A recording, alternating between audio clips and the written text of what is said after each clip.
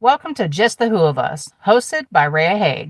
This is a space for honest, thoughtful conversations around mental health, life journeys, holistic wellnesses, and the experiences that shape who we are. Take a breath, settle in, and join Reah and today's guests as we explore the stories that connect us. Whatever. You look good. Thank you. You do too. Congratulations on your new book and being Thank 40 and Well, I turned 41. 30, uh, I can't talk. I turned 40. 41. Yeah. Yeah. Yeah. Well, you're not fully into your 40s until you get to be 41. You had I to live a mean, whole seriously. you had to live a whole year to make that true.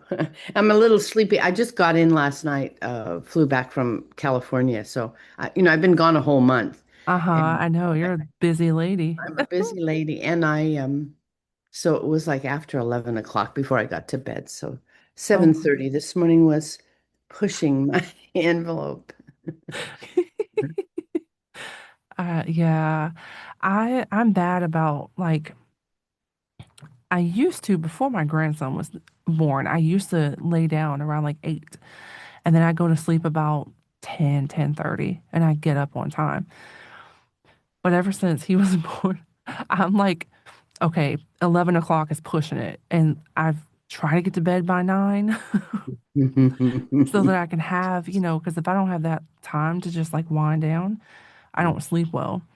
And No. so I'm like, I don't know if that's just, I don't know if it's age. I think part of it is just like most of my kids are older. Hmm. And for so long, I like revolved around kids' schedule, multiple children, And now that the kids are older, I'm like, oh, I can kind of just go lay down when I want to. Yeah. You don't have to have you be on alert. Well, my mother, there were 15 years difference between my oldest sister and my youngest brother.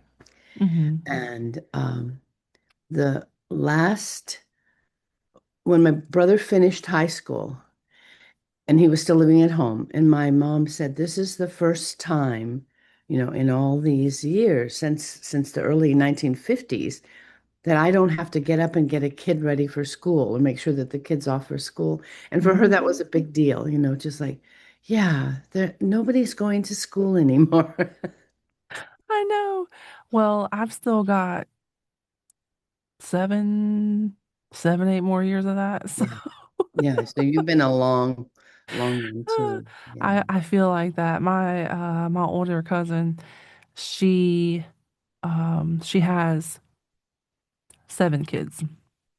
And her youngest two, they're still in school, but one is severely autistic, so she will always need a lot of assistance.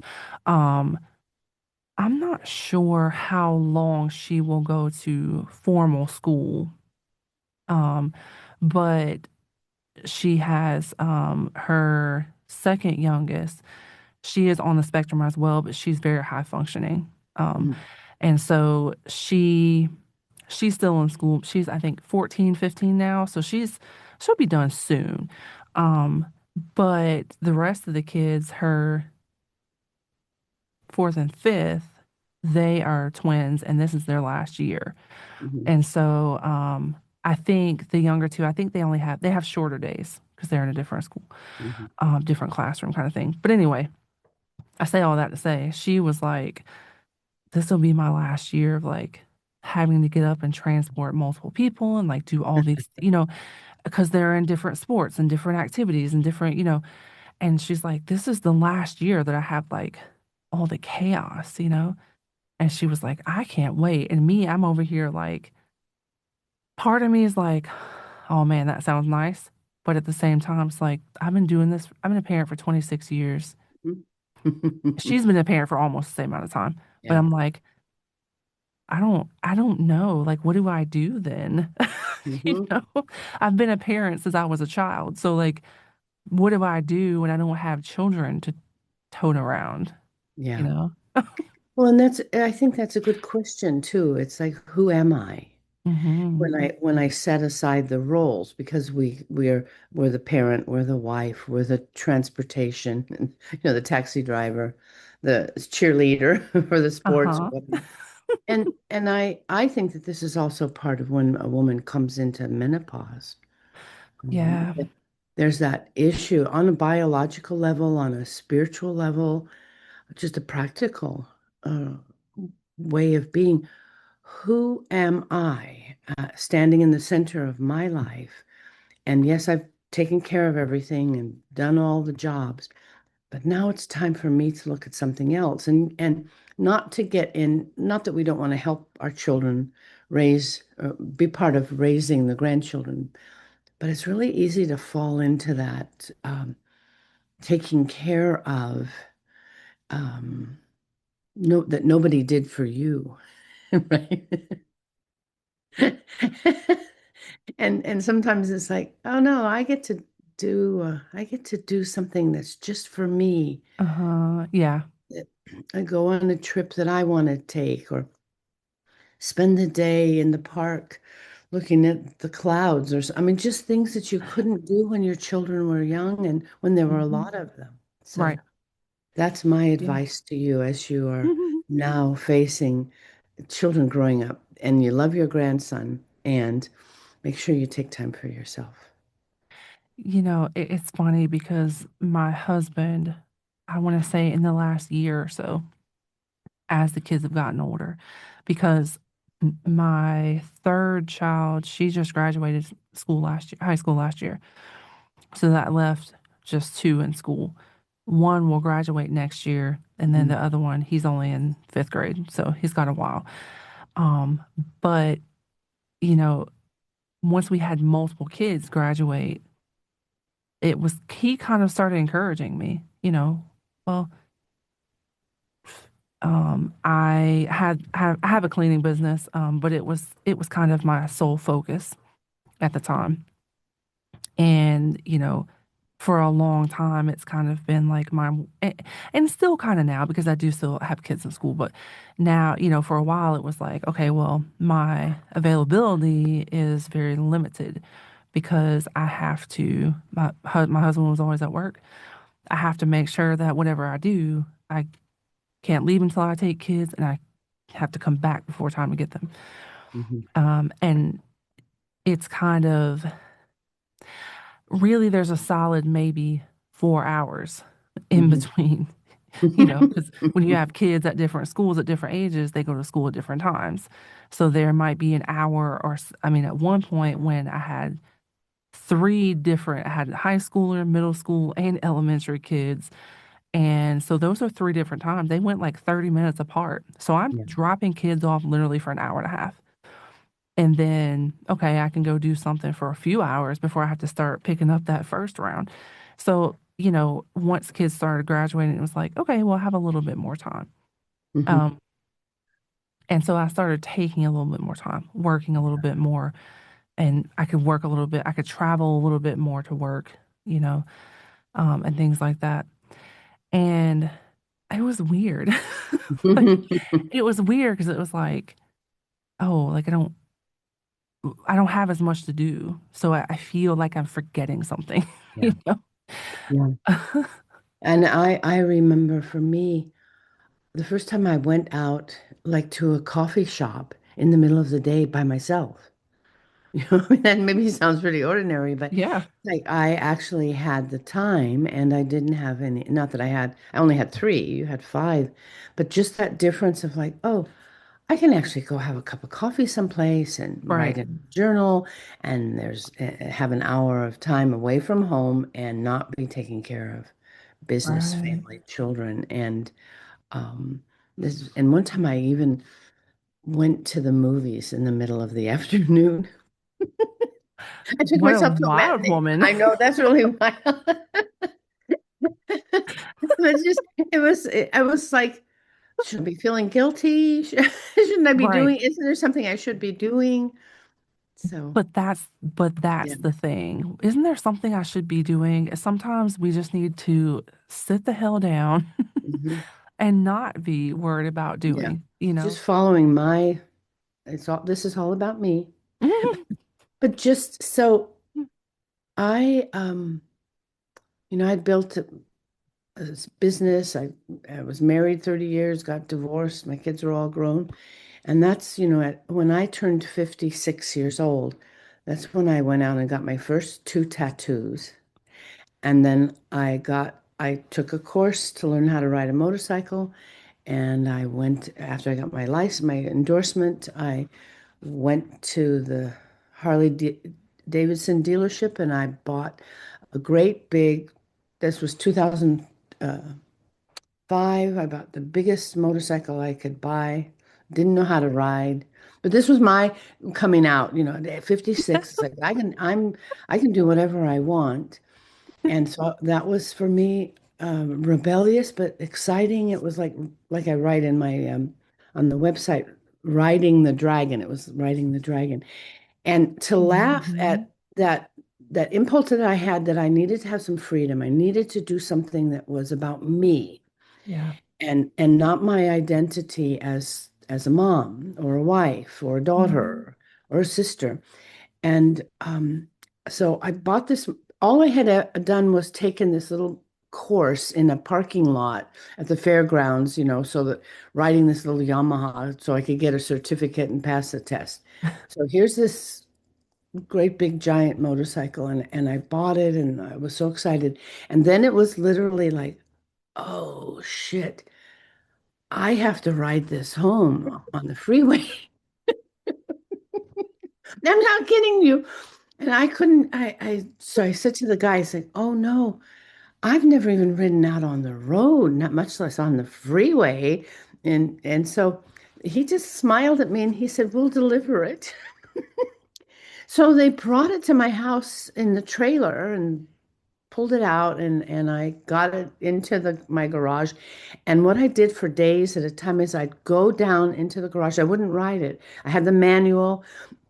I was like a little kid and I had to figure out all the bells and whistles and what to do and got myself finally after a couple days, helmet on, gloves on, and I rode it around the block. That's all I could do because I was so nervous. I rode it around the block and then I got back into the, excuse me, I'm going to pause for a minute on Okay. the sound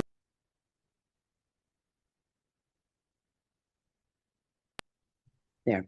Mhm. Um, got back into the garage because I was just a wreck. I was really a wreck. And so I did that. I just kept like today I'll do 2 blocks and then I'll do 3 blocks and then I'll take it out of the neighborhood. And I looking back on that, it really was a good reminder that when we learn to do anything, that we can't expect, yes, Mhm. I knew the mechanics, yes, I had the license piece of paper, but there you can have all the reading and all this theorizing and all the AI on the computer. And there comes a point where you have to have the experience. I had to Yeah. go out and get on the motorcycle and ride. And there was no way for me to do it other than to ride it. Right. And that and I was nervous and I was afraid and it was a big deal for me. And I think that this is a good reminder of how we do anything, that we have this expectation we should know how to do it or we should be better at it and that's about raising children, the same thing. It's Yeah. like Yeah. we don't know because we haven't had that experience with the first child. And then as you have more children, you still don't know because each child is so different Yeah. and how Very what true. they need and how you talk to them and how you uh, Mhm. exchange time with them is so each child, yes, I have another baby, I have another baby, but it's individual and unique every time. And Right. it was just a really good reminder because I'm always of the I can do anything, I can figure this out. I Yep. I can read them. I could have said I could still be sitting in the garage reading the manual and never gone for a ride. And Right. so maybe Yeah. that's an encouraging place too for someone, say, who wants to write a book. I mean, you've published several books and you can think about it and you can say I'm writing a book, but at some point in time you have to finish it. Oh my gosh. So I want to say, first of all, we did not coordinate outfits, but I love how this worked out. Yes. Well, I always think in terms of like a much more flatter. It's a All right. V-neck is much more flattering for my face, right? That's why I put on my V-neck today. I That's don't so wear quite as funny. much jewelry as you do. I'm missing the necklace. Yes. Well, the funny thing about this necklace, it's the ring is fake, but I don't know if you It's can see something. it. I It's a can. little butterfly. Oh, that's sweet. Yes. Yeah, and my daughter gave me this, but it turns my finger. So I have this necklace was my grandmother's, and so I put the ring on the necklace. It's Oh, more of that's a nice. sentimental kind of because it's a really cute ring. It's just You can't makes wear my it. finger green. So, you know, so I figured this would be better. That must mean it's not pure gold. I I think not, probably not. Now the necklace doesn't turn my neck, so that's a good sign. Um, but I've been working on wrapping up my memoir, and I had this hard deadline for myself of my birthday. And I said, okay, this book is going to come out on my birthday because it's a memoir about turning 40 and kind of the first year and all these things. And I have taken two different directions with this book. Um, it started as one kind of, okay, well, I'm going to kind of recap. So for people who didn't read the autobiography, here's a recap for you. And then I started off in this chronological order. And then I'm reading the chapters and I'm like, I don't like this. Hmm. And so I chose to go a different direction in it. And doing so, I've kind of restructured the whole book. And so it's taking me longer to write it, but I like the topics so much better than what I started with. But what you said is kind of like a reminder of like, if you don't do this, you're not going to do it. Right. And it's kind of, I think putting that deadline on myself kind of blocked me off a little bit. Hmm. That and because of the fact that I spent a large portion of the time beforehand not really liking how the book was coming out.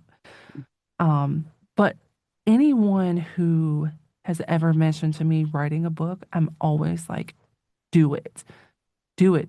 And even if you don't sell it, like who cares? If you want to sell it, great. But my autobiography was so emotional for me. It helped me work through a lot of things Hmm. by writing them out. I'm also, we've talked about this before, being physical writers. Hmm. Yeah. And, so just writing things out for me gave me a lot of clarity. It actually kind of guided me through navigating some difficult relationships. The more I kind of processed and realized things about myself. And so do it is always my answer. If you if you have an idea to write a book, do it. Yeah. And I mean, I've written multiple books and I've put them out there. And I haven't made millions of dollars off of them. Some of them were just really just kind of for me. Yeah. And my autobiography, I didn't even plan on publishing. A publisher asked me about it, and that's how that kind of Hmm. happened. But I wasn't even planning on putting it out for the world, and I'm very glad that I did now. Hmm. So always just do it. Right. Right. And I think it's a good exercise for any of us, all of us, to Hmm. kind of go back, scan the behind you in the mirror. Like, was there a book that you read or something that you read in some book that really changed something for you in your life? Yeah, yeah, And then I think if you find that and you could wonder, well, what would my life be like if that person hadn't written that book and made it available? yes, And what if yes, what you wrote down and it went out into the world, what if it made a big difference in the life of just one person? 100%. And Yeah, how so it's not some I believe it's we don't change people by the things that we write. right.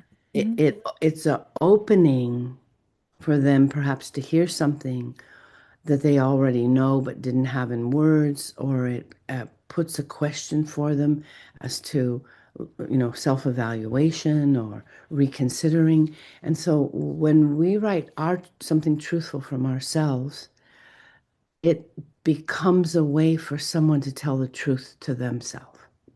Yes, absolutely. There's a book I read, and I've had the author on multiple times, more so last year. And the kind of sole focus of their book was responding over reacting. Hmm. I can be a very reactive person if I have to admit it. Um, it's been a coping mechanism for a very, very long time in my life. Um, you know, and it helped that I had in-person conversations with, well, virtual conversations with this person, but one-on-one, face-to-face conversations. But reading the book, I just was like, oh my gosh, I really can't control anything I can't control. And I really got to stop reacting to everything, Yeah. and had he not written that book, I wouldn't have had that revelation, Yeah. and I wouldn't have started maybe later, maybe, maybe not, but it really set in motion for me changing how I react to things, Hmm. that are out of my control or don't go the way I want, Yeah. how it impacts my relationships, what I'm teaching my children by doing that. Yeah. It really started this journey for me that has really been a positive thing in my life. So, absolutely, I could not agree with that more. Yeah. Yeah. In my latest book, Women of the Always, the first chapter is titled When Women Remember Their Names. And that came out of something that happened for me when I was Mm. about 10 years old. My mother had a book called I Married Adventure. And Ooh. it was written by a woman named Osa Johnson, and she and her husband Martin Johnson had traveled all over the world. He was a photographer. Went into all these places where they're cannibals and headhunters, and she was kind of Mhm. like the prop, and he was always filming. It was a really interesting book. It's not easy to find because it's old. And so that book, like, because I always wanted to go on, do things, go on adventures, have things happen. I was a busy traveler in my mind. So the whole book was like an imprint. And at the end of the book was this little newspaper clipping. And they had finished traveling, and he had promised her that they could come to California and that they would buy a home and they could have children because she was really a lot younger than he was. Well, the plane crashed. That was interesting. I'm tying this in because they were flying into Burbank Airport, which is the airport I flew out of yesterday, still there. But the plane crashed and he died. There was like 15 people in the plane, and he died and she was injured. And this little newspaper clipping said, world famous traveler, headhunter, photographer Martin Johnson died in the plane crash, and he was survived by his wife. Her name was Osa. So I wrote that in the beginning of this chapter. It's like it Mhm. would only have taken three more letters Right, right. to give her a name. Yeah, yeah. And everything that he did and to become famous, they did together. She traveled with him. She held the camera. She stood beside the cannibal. I mean, literally, it's a really interesting story. And I was so upset by it Yeah. that, and he was survived by his wife. It couldn't, so she didn't even have a name. Yeah. And I was upset and I was sad, but then I got really mad Mm, about like how I'm sharing this because I remember so clearly as just a young feisty girl that in a way set a tone for the work that has followed me, all the mm, work I've done with women, women's creativity, women's spirituality, culminating in my late 70s writing this book mm-hmm. that is, and the first chapter is when women remember their names and how often we're overlooked because we're not important enough to even use three more letters, Right. survived by his wife, Osa. You Right. know? Right. And Yeah. so I Yeah. think, I'm just as we're talking that brings up that same thing, like think about books that have really changed your life and in the sense that you weren't told what to do, what you read triggered something in you that allowed you to live more truthfully, more Yes. authentically. And Yeah. so that's a plug for my book. Read that. And then read your, I mean, we have to always plug our own books, right? But But yeah, you're yeah. right though. Yeah, no, I was just gonna say that, but I've learned that I started off this journey as an author, as a podcaster. I'm not really like social media marketing for me is like, oh, Mhm. social media sucks. So, to be like, I have to, and I want people to see my work and I want people to hear my conversations and most of the time when I have guests come on, they are utilizing my platform as a form of marketing, right? They want to come on, they want to have their conversations put out into the world for people to see them and learn more about them. And I, most of the time, is just kind of like, here's my stuff. And then, Take it or leave it, right? I don't care if you read you it or know, not. but I've also learned that like we do have to, we are kind of marketing ourselves. I mean, even with me doing a podcast, although my podcast, in my opinion, is more for the guests, it is marketing myself because I am having these conversations and, things like that. And I try to do better at promoting things. I've learned how to schedule things, which has been a really big help because I posted a lot on my birthday, but I really didn't do much on my birthday. I scheduled a bunch of things. So I'm learning. But we do have to kind of be a little make it about ourselves because it's our work. Mhm. And if we want people to see it, we have to put ourselves out there Yeah. so they know who we are, where they're not going to care Yeah. what we did if they don't know who we are?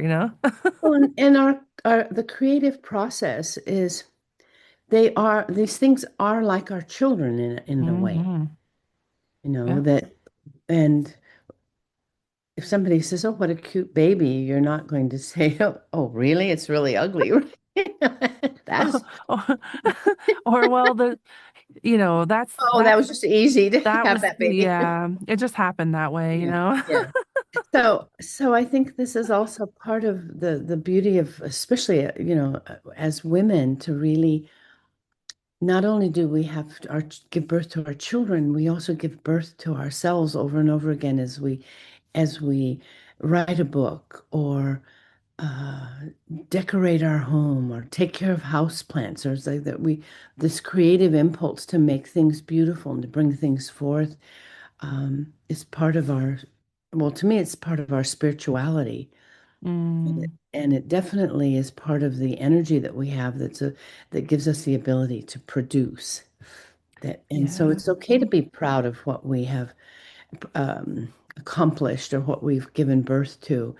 And when pride is only presented as a sin, this one of the Yeah. seven deadly sins to be proud, maybe it's not the right word, but Yeah. I think to to really own it, Hmm. to own something that and to have take pleasure in it and to share it. And Yeah. whether it's just to share it with the space that you're in, um, things aren't just inanimate. I've been gone for a whole month. I open my front door and I come in my house and just to greet my house and to feel how quiet it is. And I always laugh how the ancestors visited while I was gone because they left a lot of their dust around. You know, to- It's like, oh my goodness, there's a lot of them that came this time.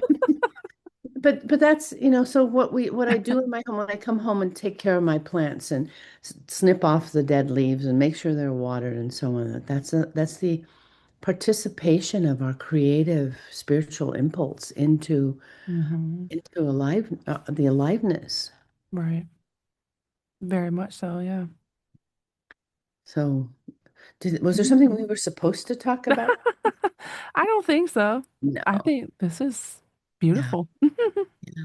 Well, and what I do too. I love just chatting. It also Hmm. feels um when you say, "Oh wow, I turned 40, I'm 41," and I'm thinking, "You're just a baby." That's how I feel about like 20-year-olds now. I'm Yeah, like, yes, you don't and know. it's like You're just a newborn. You're just learning how to walk, really, you know? Like, all of my kids are in their mid 50s, I mean, all of my children are older than you.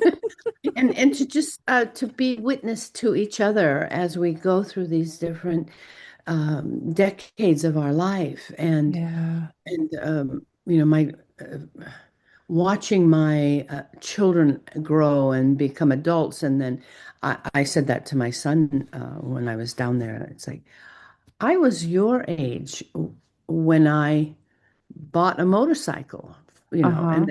then and when he was younger and I used to ride a lot. This is my oldest son. He was like, I said, "Do you want to ride? Do you want to take it out for a ride?" He said, "Absolutely not, Mom. Scares me to death. I'm not gonna get on that thing."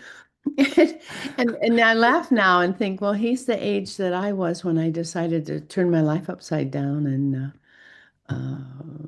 ride because my first motorcycle I rode over 30,000 miles Oh, wow. in a matter of like 3 years, 4 years. I mean, I went to Canada. I used to just get on the bike and go on trips by myself. It's a miracle I didn't get killed or eaten by a bear or something. But just to have that, to watch you as a mom and a grandma and to still have children in school Hmm. and how the gift you bring in being willing to write your book Yeah. and being willing to put yourself out there because how we don't know how many, like we just said it, so we don't know how many people read just one thing Yeah. and it's just what they needed to hear that day.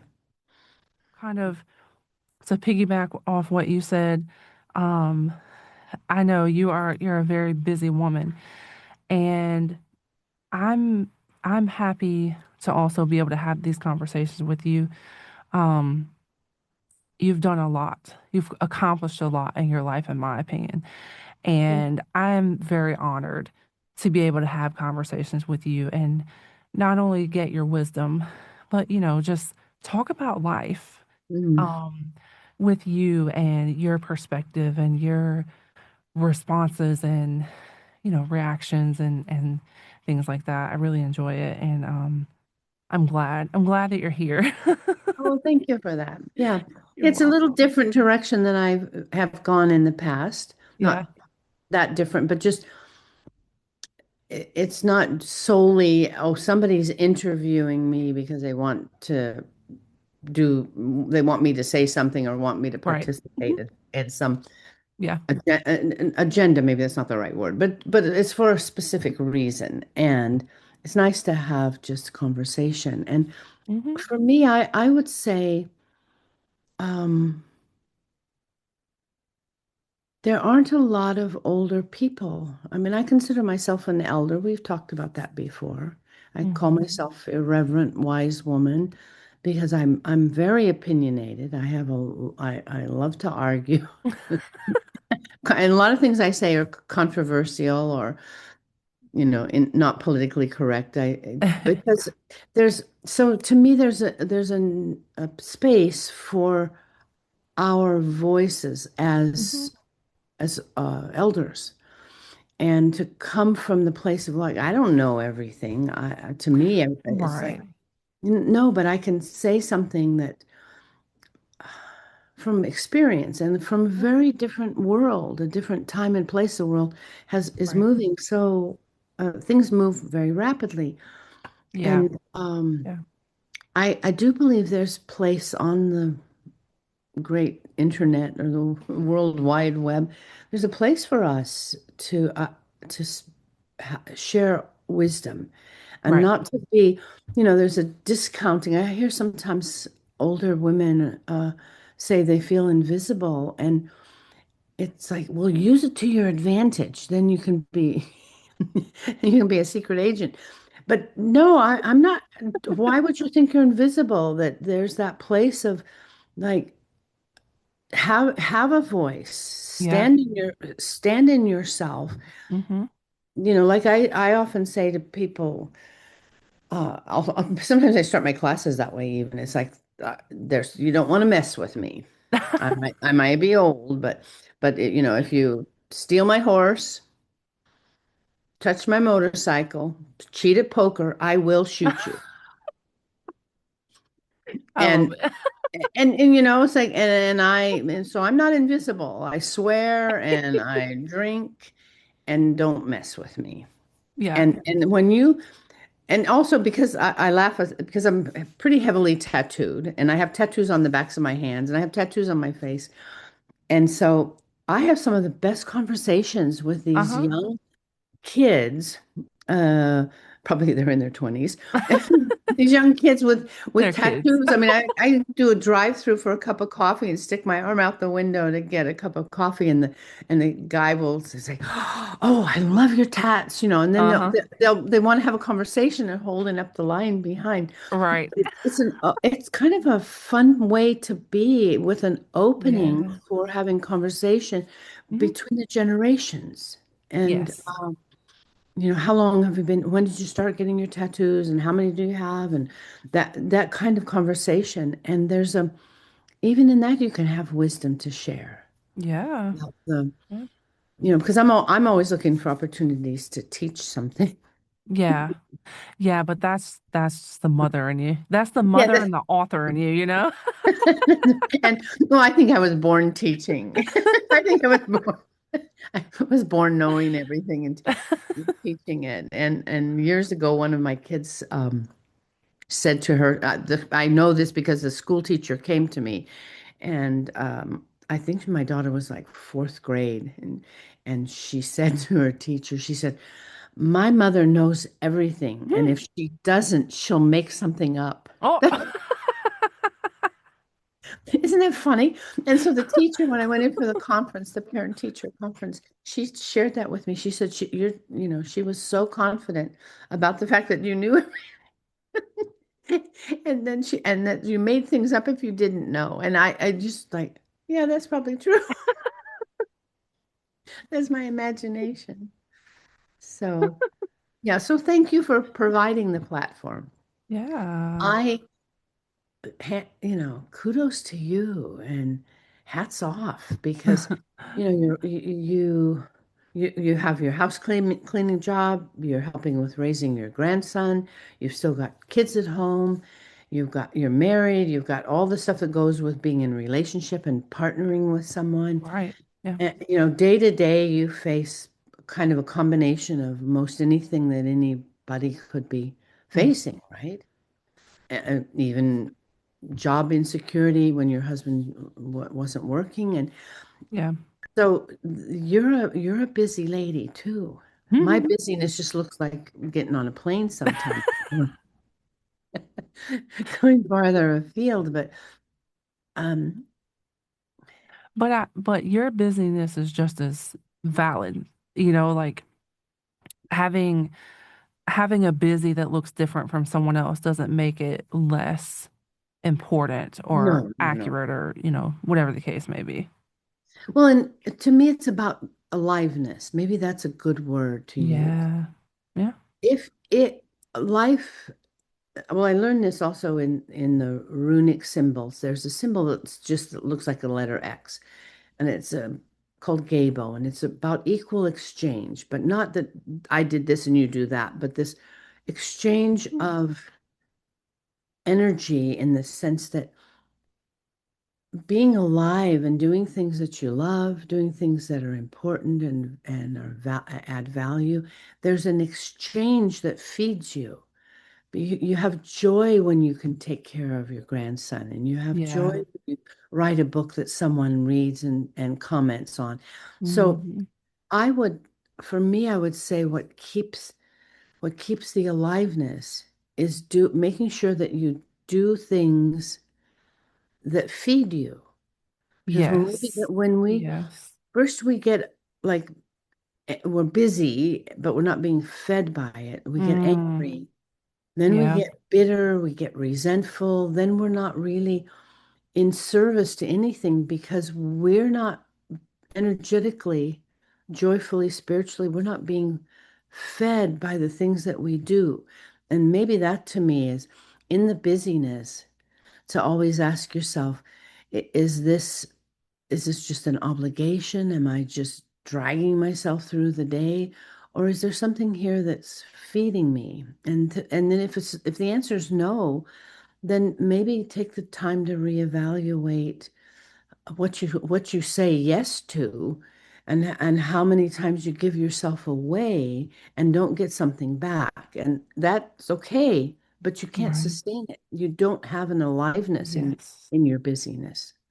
I Yeah. love what I do. Yeah. Yeah. And I've been there. I've been Mhm. there, honestly, like just being busy and just overwhelmed and busy and not really enjoying life. And, you know, I enjoy this kind of busyness, Mhm. that I have now. I think also too because I do love it, so I can manage it better, if that makes sense. It's easier to manage when you're not overwhelmed and unhappy. Yeah. Um, so Yeah. Because and that goes back to that. I think what the rune shows is this the giving of the gift has to be the back and forth. It's the yeah, contract in life to me yeah. that and that's about accountability and consequence because if you don't feed yourself, you get hungry and then you get tired. And if you don't sleep, you get tired and then you get cranky. And so there's this Mm-hmm. reminder always that uh, there are enough things in the day that we do that we have to do, Mm-hmm. that we also need to make sure that we find the time to do things that bring us joy. Absolutely. Mhm. Absolutely. Well, I think that is the perfect That's way to it. wrap things up.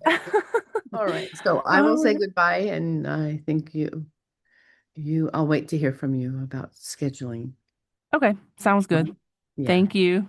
you're welcome. Bye-bye. Bye. I like what you presented way back when, where there was the opportunity to be a regular on the podcast. Hmm. What that did for me was it set an intention. So then that has been important to me to say yes, and I look forward to it and I plan it. And so that was very helpful from my perspective as a busy person. It's like, oh, I made a commitment to something, and so I need to make sure that I leave that time open so Yeah. that I can actually be present and be part of what you've intended to do, which is serves us both. And it makes me happy to talk to you. Same. Same. Okay. Thank you for spending this time with us on Just the Who of Us. We hope today's conversation offered reflection, comfort, or a moment of clarity. If this episode resonated with you, feel free to share it with someone who may need it. Until next time, take care of yourself and remember, you're not alone in the journey.